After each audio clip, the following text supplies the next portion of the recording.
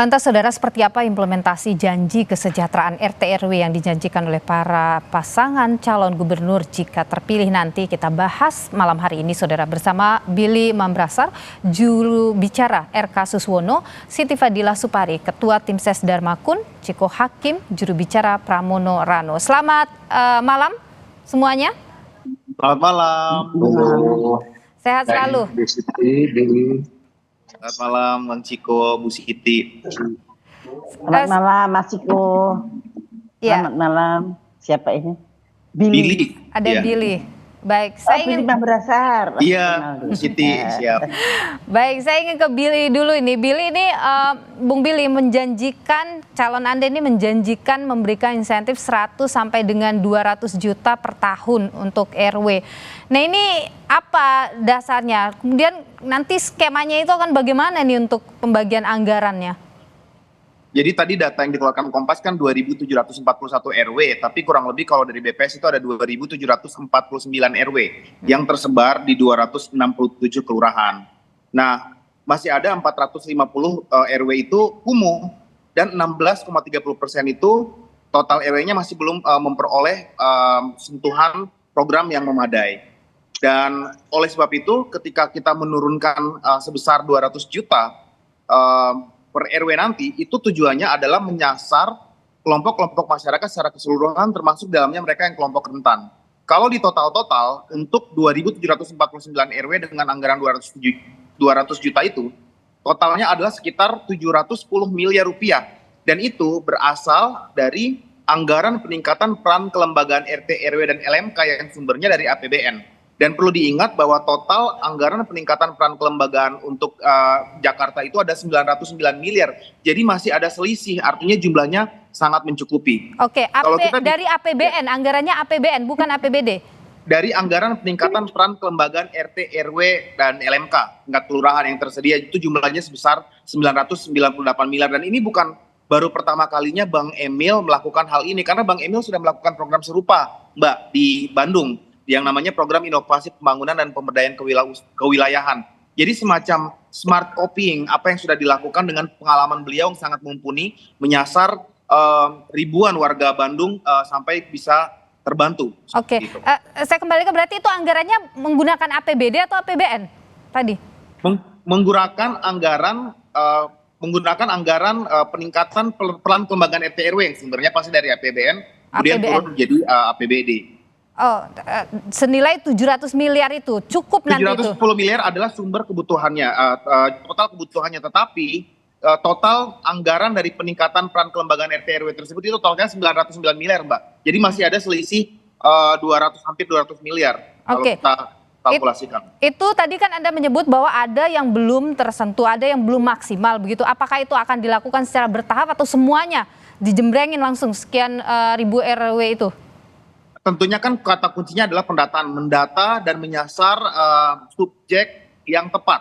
Dan oleh sebab itu harus dilakukan dengan prinsip kehati-hatian, harus dilakukan dengan proses pendataan dulu terlebih dahulu, dan kemudian ada prioritisasi, bukan berarti kemudian ada yang akan dapat, ada yang nggak dapat, bukan.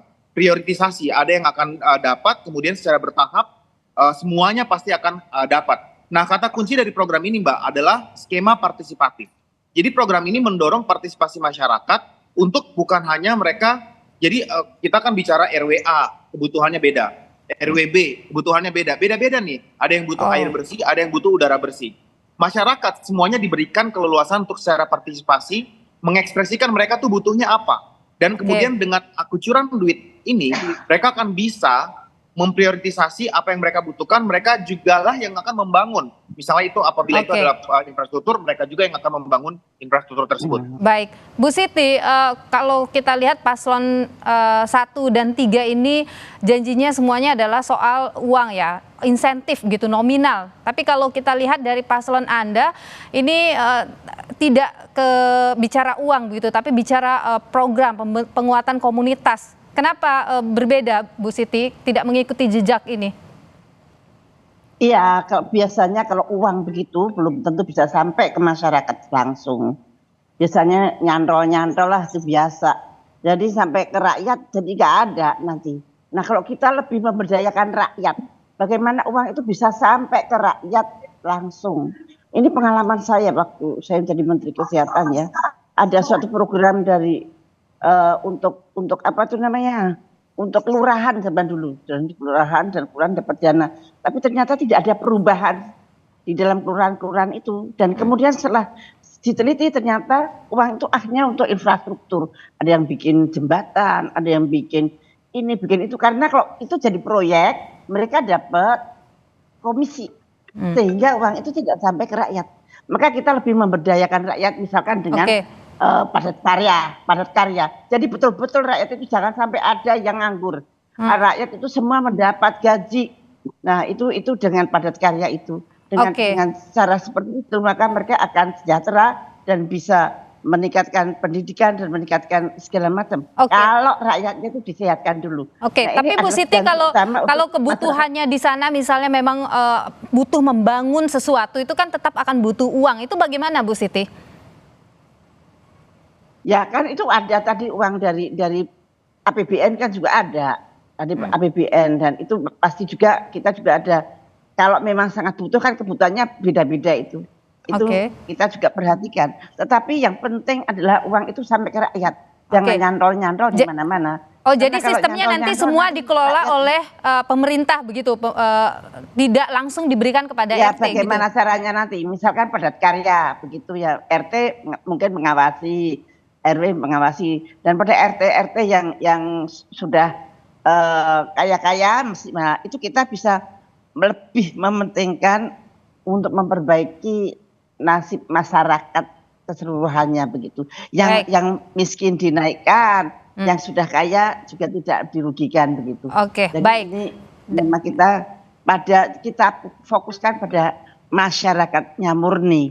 Dan baik, kemudian, saya tahan di sana dulu Bu Siti. Mohon maaf, kita bagi dulu waktunya. Saya berikan ke nomor urut 3, Mas Ciko. Kalau Mas Ciko ini paslon Anda mau menaikkan insentif RT RW 2 kali lipat. Jadi menjadi sekitar 4 sampai dengan 5 juta rupiah per tahun. Nah itu nanti itu skema pembiayaannya bagaimana Mas Ciko?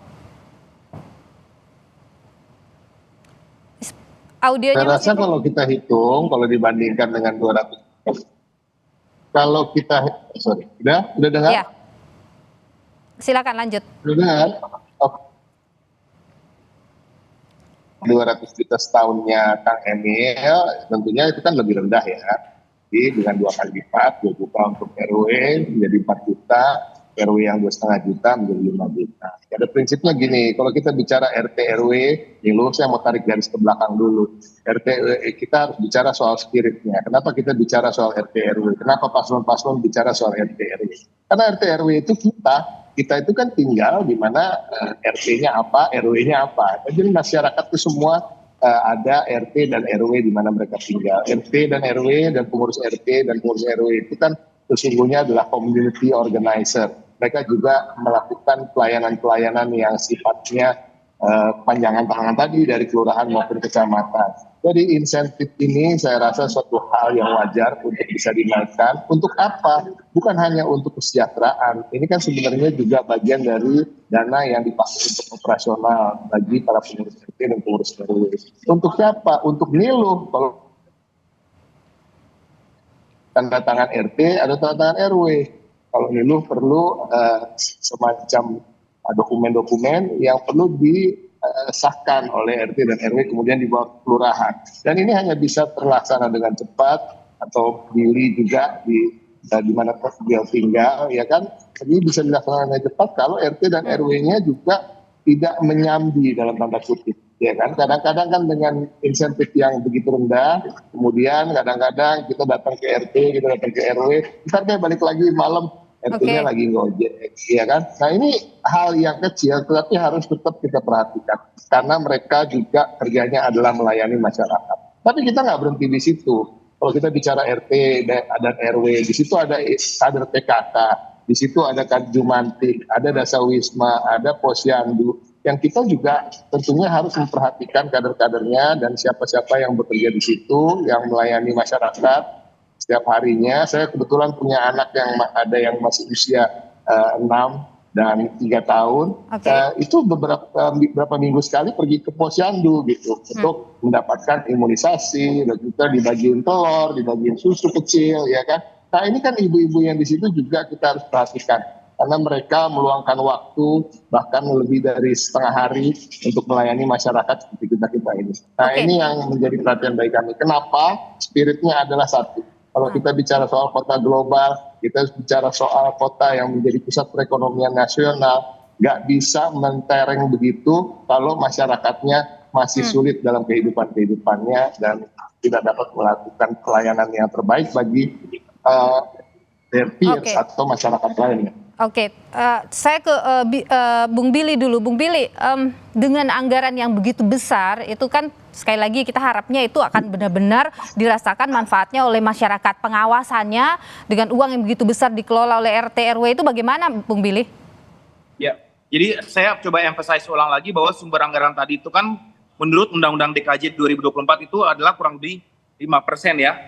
Skemanya ini ada alternatif yang bisa dipropos yang akan diimplementasikan, yaitu menurut Undang-Undang DKJ 2024 adalah 5% dari APBD yang ditempelkan di dana kelurahan. Dan tentunya kita memiliki mekanisasi yang satu. Pertama adalah pendataan dan survei. Agar yang nanti memperoleh manfaat dari anggaran tersebut adalah mereka yang benar-benar membutuhkan.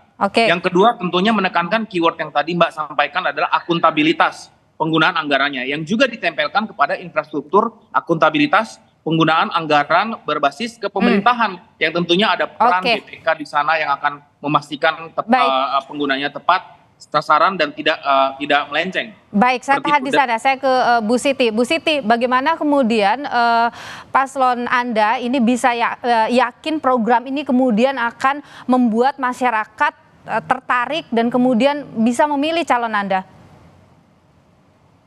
Iya, saya kira dan sekarang sudah mulai tertarik ya, karena kita langsung ke masyarakat langsung, pada orang-orangnya langsung. Jadi kita tidak bisa seperti para petugas partai yang sangat mewah, rame-rame dan bisa bisa membuat yang gegap gempita gitu. Kita memang tidak bisa karena kita tidak punya dana sebesar yang dari partai.